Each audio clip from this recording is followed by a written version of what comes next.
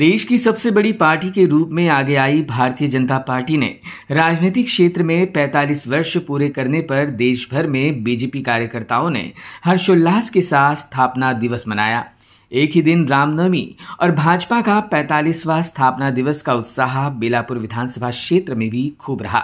विधायक मंदा म्हात्रे के नेतृत्व में यहां मजबूत संगठन ऑनलाइन कार्यकर्ता मार्गदर्शन का आयोजन किया गया, जहां राज्य के मुख्यमंत्री देवेंद्र फडणवीस और प्रदेशाध्यक्ष तथा महसूल मंत्री चंद्रशेखर बावनकुळे राज्य के तमाम कार्यकर्ताओं को वीडियो कॉन्फ्रेंसिंग के जरिए मार्गदर्शन कर बीजेपी के बढ़ते विकास के आलेख के साथ ही देश और राज्य में बीजेपी के नेतृत्व में लिए गए अहम निर्णय और उपलब्धियों को गिनाया गया। इस अवसर पर विधायक मंदा म्हात्रे ने भी अपनी भावनाएं व्यक्त की।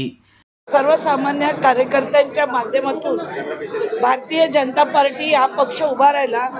गेली 40 वर्षांनंतर 95 मध्ये एकदा सत्ता आली आणि आता सलग 3दा सत्ता मोदीजींच्या नेतृत्वात आलेली आणि सर्वसामान्य हा कार्यकर्त्यांचा पक्ष आहे। आपण जर पाहिलं, जर माझा पण इतिहास पाहिला, मी हाऊसवाईफ, पण या भारतीय जनता पार्टीमुळे मी 3दा आमदार झाली।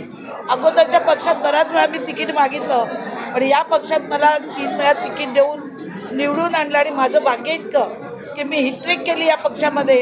या पक्षाचे मानावे तेवढे उपकार कमी आहेत। माझ्यासारख्या सर्वसामान्य कार्यकर्त्याला काम करण्याची संधी मिळाली भारतीय जनता पार्टीत।